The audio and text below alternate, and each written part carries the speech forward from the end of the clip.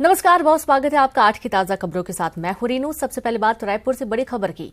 दूल्हा दुल्हन हत्याकांड में बड़ा खुलासा हुआ। 15 मिनट तक चलता रहा खूनी खेल। 15 मिनट में मारे 72 बार चाकू। दूल्हा असलम 2 दिन से चल रहा था परेशान। दूल्हा कहकशा को 40 बार मारा गया चाकू। दूल्हा असलम को 32 बार लगा चाकू। ब्यूटिशियन का बयान पुलिस ने दर्ज किया है।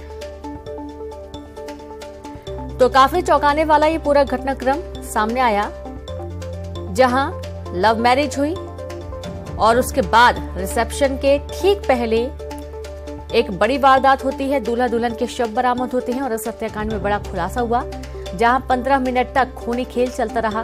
15 मिनट में 72 बार चाकू मारे गए। दूल्हा असलम 2 दिन से परेशान चल रहा था। ये परेशानी का कारण क्या है, ये भी जांच का विषय है। दुल्हन कहकशा को 40 बार चाकू मारा गया और बुरी तरीके से जख्मी कर दिया गया। दोनों के शव खून से लथपथ मिले थे और पोस्टमार्टम रिपोर्ट के बाद ये तमाम जानकारी निकलकर सामने आई है। बुरी तरीके से दोनों जख्मी हुए। दूल्हा असलम को 32 बार चाकू लगा।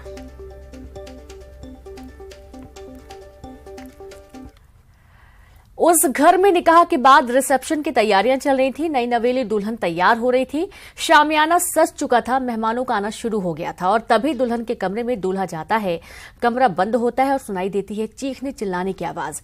रिसेप्शन से पहले दुल्हन का हुआ था मर्डर। दुल्हन पर चाकू से किए गए थे 40 वार। उसी कमरे में दूल्हे की भी लाश मिली। आखिर मिस्ट्री क्या है, देखिए। 2 दिन पहले लव मैरिज। रिसेप्शन से पहले दूल्हा दुल्हन की मिली लाश। कमरे से ब्यूटिशियन बाहर। दुल्हन का मर्डर। बिस्तर पर खून से लथपथ दुल्हन। फर्श पर लहूलुहान दूल्हा। रिसेप्शन से पहले दुल्हन की मर्डर मिस्ट्री।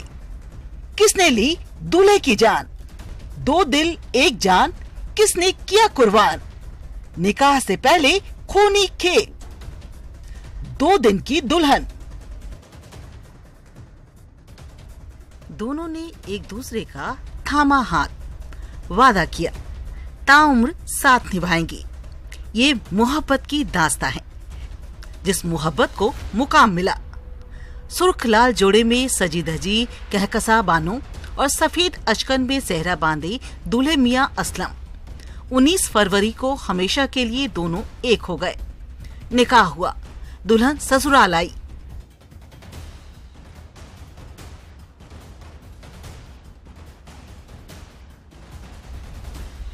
रायपुर के ब्रिजनगर की जरा ये तस्वीर देखिए।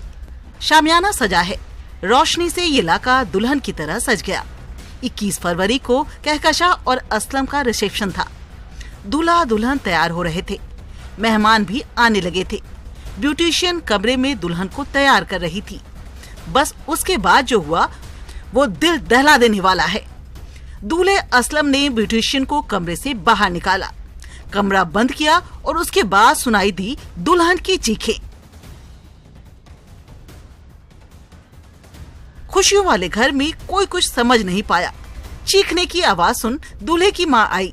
दरवाजा खटखटाया, लेकिन बंद कमरे से सिर्फ चीखने चिल्लाने की आवाजें आ रही थी। फिर ये आवाजें आना भी बंद हो गई। घर वालों ने खिड़की का पर्दा हटाया, खिड़की को तोड़ा तो अंदर का खौफनाक मंजर देख सबके होश फाख्ता हो गए। कमरे में थी दूल्हा दुल्हन की लाश।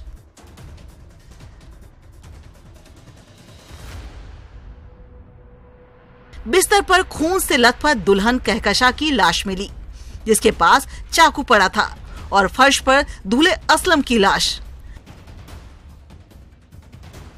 आखिर बंद कमरे का यह खौफनाक राज क्या है?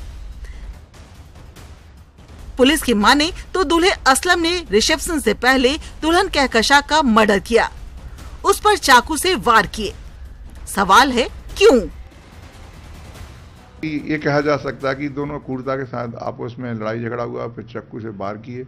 बस पॉइंट इस पे इन्वेस्टी रुका हुआ है कि प्रथम बार किसने किया, फिर दोनों चाकू का खेल खेला, किस बेस पे खेला, किस आधार पे इनके घाव हैं, ये अभी इन्वेस्टिगेशन पॉइंट है और अभी जांच में आगे। चाकू एक ही बरामद हुआ है। पलंग पे लड़की के राइट साइड हाथ बेटा के पास रखा था, वो हमने बरामद किया है। FSL टीम घटनास्थल गई। आज पूरा पॉइंट लिए, साक्ष्य इकट्ठे किए हैं, जांच के लिए एफएसएल जाएगा। और भी जिससे जानकारी हमको एफएसएल रिपोर्ट के बाद पीएम की शॉर्ट रिपोर्ट मिली है, डिटेल रिपोर्ट मिलेगा और क्लियर हो जाएगा सब। निकाह के बाद ये खूनी खेल क्यों खेला गया? दुल्हन कहकशा के मायके वालों की माने तो इस निकाह से कहकशा बेहद खुश थी, जिसने सारी तैयारियां की थी। तो लाल जोड़े में उसे क्यों मिला कफन? कुछ भी बात नहीं होता था, हम लोग को खुद अचानक अभी पता चला तो हम लोग पार्टी में जाने के लिए तैयार हो रहे थे। पता चला कि हम लोग को लग गया है चोट ऐसी करके, तो हम लोग जाइच रहे थे मोती नगर। तो रास्ते में एम्बुलेंस में फ़ोन आया कि मेका हरा जा रहे करके, कोई हम लोग को बताया भी नहीं। हाँ, वो बहुत खुशी खुशी शादी करी है, खुद ही हर चीज़ अपना तैयारी खुद से करी थी।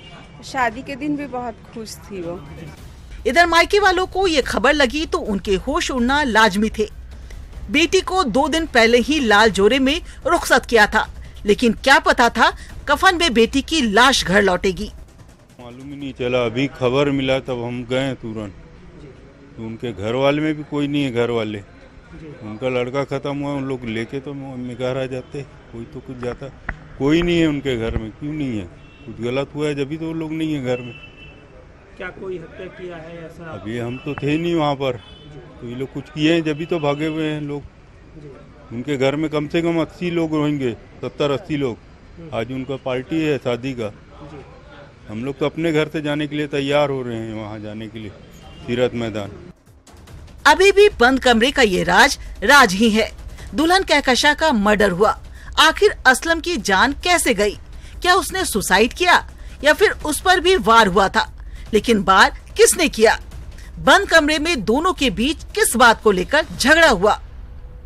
2 दिल 1 जान, आखिर किसने किया इनकी खुशियों को कुर्बान? मर्डर की ये मिस्ट्री क्या है? जश्न क्यों मातम में बदल गया? रायपुर से युगल तिवारी के साथ bureau report, news 18 Madhya Pradesh Chhattisgarh. और चलिए से शुरू करेंगे, ममता लांजीवाल जुड़ गई हैं। ममता, बहुत आश्चर्य की बात है कि लव मैरिज होती है और उसके बाद रिसेप्शन के ठीक पहले ऐसा क्या विवाद था? जैसा कि जानकारी मिल रही है 2 दिन पहले, 2 दिन तक जो दूल्हा है वो काफी परेशान था। क्या कारण था दोनों के बीच में कि इतना विवाद बढ़ गया कि एक दूसरे की जान पर बन आई? और देखिए, कारण को लेकर अगर हम बात करें तो कुछ भी स्पष्ट नहीं आ रहा है और पुलिस जो है वो लगातार जानकारी खंगालने की कोशिश कर रही है। लेकिन पहले ये बात कही जा रही थी और पुलिस ने भी जिस तरह से बयान दिया था, कल एसपी भी कह रहे थे कि जो शुरुआती तौर पे ये लगता है कि जो दुल्हन जो को है पहले चाकू मारा गया और फिर दुल्हन ने आत्महत्या कर ली।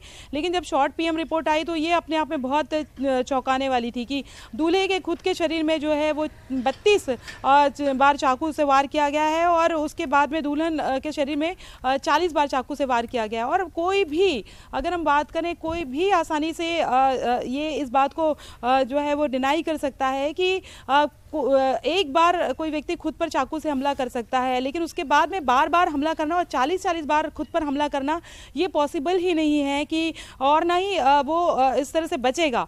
दूसरी बात अगर हम बात करें तो दुल्हन के शरीर पे भी जो 32 निशान जो है वो 32 बार चाकू से गोदा गया है। तो इस दौरान ऐसा कैसे पॉसिबल है कि एक बार अगर चाकू चीख पुकार आई और उसके बाद में जो लोग इंतजार करते रहे, अगर चीख पुकार पहुंची भी है तो दरवाजा भी तोड़ने के लिए वो इंतजार करते रहे कि 32 बार तक के तब तक के चाकू से वार हो जाए। और अगर किसी के शरीर पे 40 बार 32 बार वार किया जाता है तो आप सोचिए कि जो वार करने वाला है उसकी मेंटल कंडीशन क्या रही होगी। जाहिर तौर पर ये किसी न किसी बेहद गुस्से को या नफरत को दिखाता है। ये अगर हम साइकोलॉजिकली सोचे तो ये चीजें हैं। दूसरी बात अगर हम बात करें तो बॉडी की भी एक कैपेसिटी होती है। अगर किसी व्यक्ति को एक बार चाकू मार दिया गया, एक व्यक्ति खुद को एक बार चाकू मारता है, चलिए 2 बार अगर वो वार करने के लिए इतना कैपेबल है कि दूसरी बार भी वो अपने पर वार करता है। अमूमन ये पॉसिबल नहीं होता कि वो दोबारा चाकू निकाले और फिर वो खुद पे वार करे। तो ये 32 बार कैसे खुद पे कोई वार कर सकता है?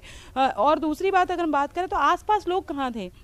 रिसेप्शन का घर था, जो रिसेप्शन में जिस तरह की तैयारियां थी वहीं खाना परोसा जाने वाला था। खाना बनाने वाले होते हैं, तमाम तरह के लाइटिंग वाले होते हैं, तैयारियां करने वाले होते हैं, परिवार के लोग होते हैं, रिश्तेदार होते हैं। किसी बात को लेकर अगर मनमुटा हुआ, झगड़ा हुआ, अगर वो बात करने के लिए गए हुए थे, फिर भी ये बताया जा रहा है कि ब्यूटिशियन बाहर ही खड़ी थी और उसने चीख पुकार सुनी, मतलब लड़ाई झगड़े की आवाज़ सुनी, वो बुलाने के लिए गई, तब तक ये पूरा हादसा हो चुका था। तो ये अपने आप में बहुत सारी चीज़ें संदिग्ध बताती हैं। ये भी देखने की बात है कि अंदर क्या कोई ऐसा है कि जहां से कोई व्यक्ति जो है वो बाहर जा सकता हो। रिश्तेदार जो है वो इतनी देर क्यों हुई और तत्काल जो है वो जब चीख पुकार और इस तरह की चीजें हो, क्योंकि जाहिर तौर पे चाकू लगने की जो चीख होगी, तो लड़ाई झगड़े की चीख और चाकू लगने की चीख में जो है वो बेहद जो है वो अंतर होगा। तो पुलिस को क्यों तत्काल जो है उस समय बुलाया नहीं गया? इतने सारे लोग थे, ऐसा तो नहीं है कि घर के ही बस, और ऐसे न जाने तमाम सवाल हैं जो कि जहन में बार बार आते हैं ममता, क्योंकि जिस तरीके से पूरा घटनाक्रम हुआ है अभी भी कहीं ना कहीं कोई ना कोई कड़ी ऐसी है जो कि छुपी हुई है और सामने नहीं आई है। बहुत शुक्रिया आपका तमाम जानकारी साझा करने के लिए। और अब अगली खबर का रुख करेंगे, बात करेंगे भिलाई से बड़ी खबर की, जहां आरक्षक पर 6 बार चाकू से हमला हुआ, अस्पताल में किया गया भर्ती। सिविक सेंटर में चाकूबाजी हुई, सिविक सेंटर घूमने गया था आरक्षक, उतई थाने में पदस्थ है घायल आरक्षक। लगातार तीसरे दिन चाकूबाजी से हड़कंप मचा हुआ है और आप ये देखिए कि आजकल चाकूबाजी की जो वारदातें हैं वो बहुत आम होती जा रही है। खासतौर पर छत्तीसगढ़ की बात करें तो यहाँ पर चाकूबाजी होना बहुत ही आम हो चला है। आरक्षक पर 6 बार चाकू से हमला किया गया, अस्पताल में भर्ती है। और संवाददाता मिथिलेश जुड़ गए। मिथिलेश, आरक्षक पर चाकू से हमला किया गया, हमला क्यों हुआ, किसने किया?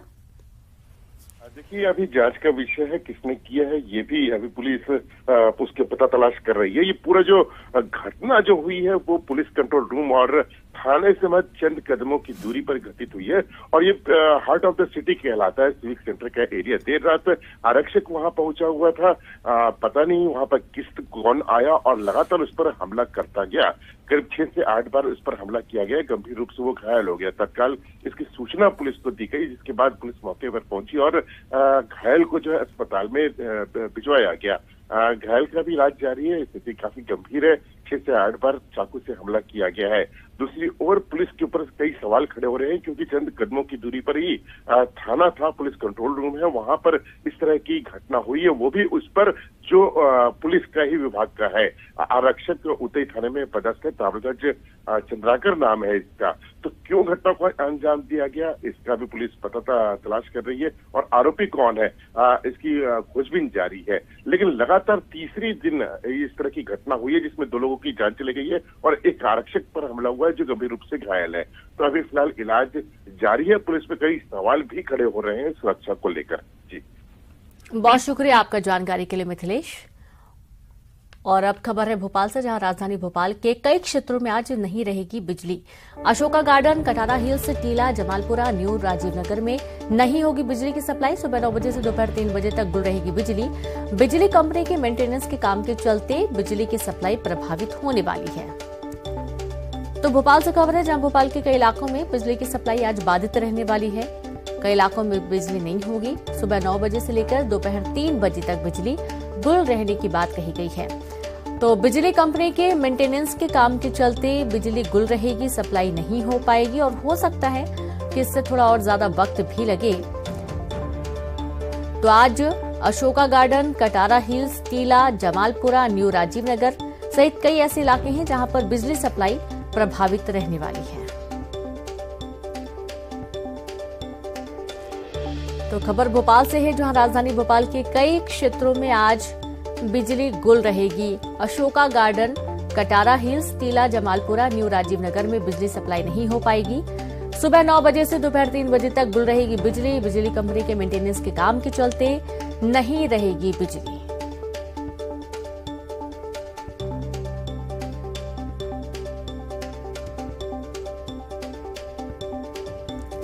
तो लगातार जो मेंटेनेंस का काम है बिजली कंपनियों का चल रहा है और उसके पहले भी आपने देखा, न्यूज़ 18 ने खबरें दिखाई जब बिजली की सप्लाई प्रभावित हुई है। अब चूंकि गर्मियों के दिन आने वाले हैं और आ चुके हैं और इसमें अब ज्यादा खपत बिजली की होगी, ज्यादा काम होंगे और यही कारण है कि पहले से ही दुरुस्त किया जा रहा है लाइन को। और सीधे रुक करेंगे, संवाददाता बासु चौरे जुड़ गए। बासु, एक बार फिर से राजधानी भोपाल के कई इलाकों में बिजली सप्लाई प्रभावित रहने वाली है। बिल्कुल देखिए, और ये राजधानी भोपाल के वो इलाके हैं जहां पर सबसे ज्यादा घनी आबादी निवास करती है, यानी कि जहां पे सबसे ज्यादा घरेलू बिजली का जो उपयोग है वो किया जाता है। और 9 बजे से 3 बजे तक करीब जो 6 से 7 घंटे बिजली कटौती है वो आज की जाएगी। और बिजली कंपनी का इसके पीछे जो वजह बताई गई है बिजली कंपनी की ओर से वो ये है कि लाइन का मेंटेनेंस का काम होना है। देखिए, अब गर्मियों के दिन आ गए हैं, गर्मियों के दिन में बिजली की खपत इसलिए भी बढ़ जाती है क्योंकि एसी, कूलर, फ्रिज जैसे जो अप्लायंसेस हैं वो उनका जो उपयोग है वो अधिक मात्रा में होने लगता है। और इसके चलते कहीं ना कहीं जो ट्रांसफॉर्मर्स रहते हैं, जो डीपीस रहती है या विद्युत जो सब स्टेशन रहते हैं, वहां पर लोड काफी ज्यादा बढ़ जाता है। तो जब गर्मी के सीजन में इनका और भी ज्यादा उपयोग हो तो किसी भी तरीके की कोई दिक्कत परेशानी ना बने, किसी तरीके के फॉल्ट ना हो और लोगों को असमय बिजली कटौती का सामना ना करना पड़े, इसलिए जो विद्युत कंपनियां हैं वो अभी से मेंटेनेंस को काम को दुरुस्त करने के लिए जो शुरुआत है वो कर चुकी है। इसके पहले भी हमने देखा कि चरणबद्ध तरीके से कुछ और इलाकों में बिजली कटौती की गई थी और बिजली कटौती के दौरान वहां पर जो लाइन के मेंटेनेंस का काम है, जो मशीनों को दुरुस्त करने का काम है, वो वहां पर किया गया था। और कैसे इलेक्ट्रिसिटी को डिस्ट्रीब्यूट किया जाए, कैसे इलेक्ट्रिसिटी की बेहतर से बेहतर स्टोरेज की जाए, इन तमाम पहलुओं पर भी इस दौरान काम होगा। और उम्मीद ये है कि ये जो तमाम सारे मेंटेनेंस के काम है वो सफल रहे ताकि आने वाले समय में लोगों को ज्यादा दिक्कतों का, परेशानियों का सामना ना करना पड़े। कई जगहों पे जो लाइन खराब हो गई थी उन लाइन्स को भी चेंज किए जाने का काम होना है। जी, बहुत शुक्रिया आपका वासु तमाम जानकारी के लिए। तो आप देखिए कि जो लाइन्स खराब है उनको भी मरम्मत किया जाना है ताकि आने वाले समय में बिजली सप्लाई पूरी हो सके। ग्वालियर से खबर है जहां पर स्वर्ण रेखा नदी पर एलिवेटेड रोड का मामला है। ग्वालियर हाईकोर्ट में स्वर्ण रेखा नदी को लेकर याचिका दायर की गई। एलिवेटेड रोड को स्वर्ण रेखा नदी के अस्तित्व के लिए खतरा बताया गया। हाईकोर्ट ने कमेटी बनाकर न्याय मित्र की नियुक्ति की और स्वर्ण रेखा के पुराने वैभव के लिए 8 सप्ताह में रिपोर्ट मांगी गई। हाईकोर्ट ने कहा विशेषज्ञों की कमेटी जांच करे, स्वर्ण रेखा नदी से सीमेंट कंक्रीट हटाकर उसे किस तरह पुराने स्वरूप में लाया जा सकता है। एमपी के जल संसाधन विभाग के प्रमुख सचिव, केंद्रीय जल नियंत्रण बोर्ड और नगर निगम के अधिकारी मिलकर निरीक्षण करें। हनुमान बांध से बानमौर की सांक नदी तक स्वर्ण रेखा में जल संरक्षण कैसे हो सकता है, ये रोड मैप बनाएं। स्वर्ण रेखा नदी बन रहा है 1000 करोड़ की लागत वाला एलिवेटेड रोड। और चलिए सीधे रुक करेंगे, संवाददाता सुशील कौशिक जुड़ गया। सुशील, स्वर्ण रेखा नदी पर एलिवेटेड रोड का मामला है, काफी अब जो इसको लेकर याचिका भी दायर की गई हाईकोर्ट में। बिल्कुल देखिए, स्वर्ण रेखा नदी के पुराने वैभव को लौटाने के लिए एक याचिका दायर की गई है जिसमें ये कहा गया है कि स्वर्ण रेखा नदी पर पहले ही नदी के दोनों तरफ सीमेंट कंक्रीट की दीवार बना दी गई है। इसके अलावा बीच नदी में भी कई जगह सीमेंट कंक्रीट कर दिया गया है। ऐसे में नदी के पुराने सौंदर्य को खतरा हो गया है। साथ ही अब जो एलिवेटेड रोड बन रहा है उस एलिवेटेड रोड में भी नदी के अंदर बीच में पिलर बनेंगे, इसके अलावा सीमेंटेड किया जाएगा। तो यही वजह है कि ऐसे में स्वर्ण रेखा नदी का जो पुराना वैभव है वो बरकरार नहीं रह पाएगा और साथ ही स्वर्ण रेखा नदी के अस्तित्व पर भी खतरा खड़ा होगा। इस याचिका की सुनवाई करते हुए हाईकोर्ट ने एक न्याय मित्र कमेटी गठित की है जिसमें केंद्रीय जल नियंत्रण बोर्ड, मध्य प्रदेश के नियंत्रण बोर्ड, इसके अलावा नगर निगम के अधिकारियों की एक टीम बनाई है। और हाईकोर्ट ने कहा है कि इसमें ये टीम निरीक्षण करे कि बामोर से लेकर ग्वालियर के हनुमान बांध तक जो स्वर्ण रेखा नदी है उसको पुराने वैभव में या प्रवाहित करने या फिर सौंदर्यीकरण के तहत जो है इसके पुराने वैभव में कैसे लौटाया जा सकता है, जल संरक्षण कैसे किया जा सकता है। और 8 सप्ताह में इस कमेटी से अपनी रिपोर्ट मांगी है। यानी साफ समझा जा सकता है कि जो एलिवेटेड रोड इस नदी पर निर्माण होने जा रहा है उसको लेकर भी कहीं ना कहीं अब जो है सवाल खड़े हो रहे हैं, क्योंकि इस याचिका में साफ तौर पर कहा गया है कि इस तरह के निर्माण होंगे तो स्वर्ण रेखा नदी का अस्तित्व खत्म हो जाएगा, जो कि कहीं ना कहीं एक धरोहर के खत्म होने की बात रहेगी। तो अब इस याचिका में 8 सप्ताह बाद कमेटी अपनी क्या रिपोर्ट पेश करती है उसके बाद आगे सुनवाई होगी। बहुत शुक्रिया आपका सुशील तमाम जानकारी के लिए। तो अब कमेटी जो रिपोर्ट पेश करेगी उसके आधार पर आगे की जानकारी मिल पाएगी। खजुराहो से खबर है जहां आज से शुरू होगी G20 की समिट। दुनिया के 20 देशों के मेहमानों के बीच होगी संस्कृति पर चर्चा। डेलीगेट्स के बीच कई दौर की होगी बैठक। खजुराहो की महाराजा छत्रसाल कन्वेंशन सेंटर में रखी गई है समिट। 25 फरवरी तक आयोजित होगी समिट। तो आज से G20 की समिट शुरू होने जा रही है। डेलीगेट्स के बीच कई दौर की बैठक होगी। दुनिया के 20 देशों के मेहमानों के बीच संस्कृति को लेकर चर्चा होनी है। 25 फरवरी तक आयोजित होगी समिट। खजुराहो के महाराजा छत्रसाल कन्वेंशन सेंटर में समिट रखी गई है।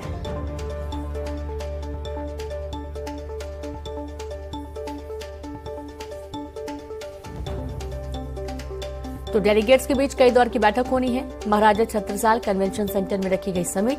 बड़ी खबर खजुराहो से 25 फरवरी तक आयोजित होगी समिट। आज से शुरू हो रही है। G20 की जो बैठक है आज से शुरू हो जाएगी और 20 देशों के जो खास मेहमान हैं वो इस बैठक में शामिल होंगे।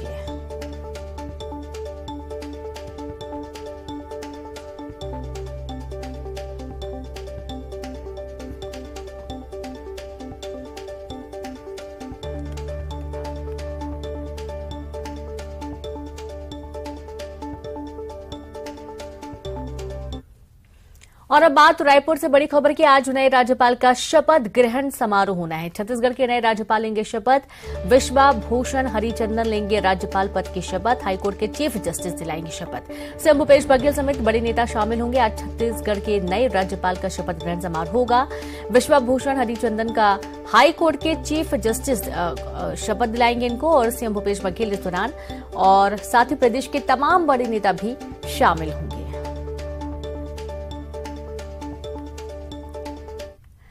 तो वही कांग्रेस के राष्ट्रीय अधिवेशन की तैयारियां पूरी हो चुकी हैं। आज कांग्रेस के राष्ट्रीय अध्यक्ष पहुंचेंगे रायपुर। मल्लिकार्जुन खड़गे पहुंचेंगे रायपुर। 24 फरवरी से होगा कांग्रेस का राष्ट्रीय अधिवेशन।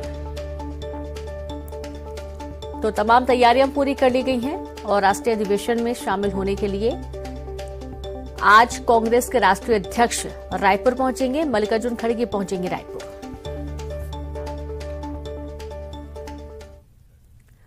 और इसी के साथ इस बुलेटिन में इतना ही। नमस्कार।